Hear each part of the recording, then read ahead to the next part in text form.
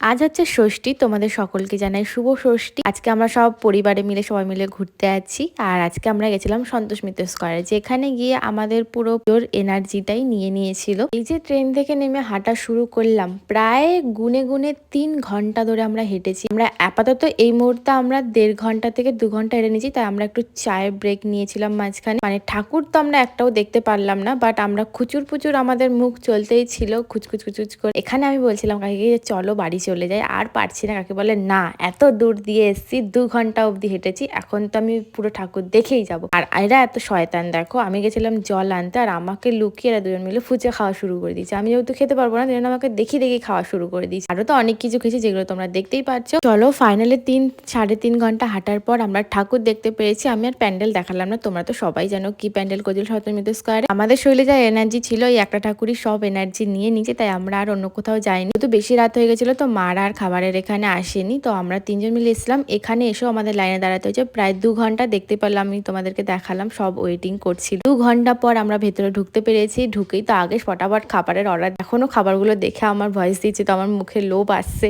জল বেরিয়ে যাচ্ছে মুখ থেকে। খাবারগুলো এত টেস্টি ছিল। মায়েদের জন্য আমরা প্যাক করে নিয়েছিলাম। খাবার দাবার সব কমপ্লিট। আমি তো তোমাদের আমার আউটফিটটা দেখাতেই ভুলে গেছি হাঁটার চক্করে। তোমাদেরকে আমার আউটফিটটাও দেখিয়ে দিলাম। এখন বাজে যায় রাত্রির 1টা। এখন যাচ্ছি আমরা বাড়িতে। আরো অনেক কিছু হয়েছে, যেগুলো লং ব্লগে খুব তাড়াতাড়ি আসছে।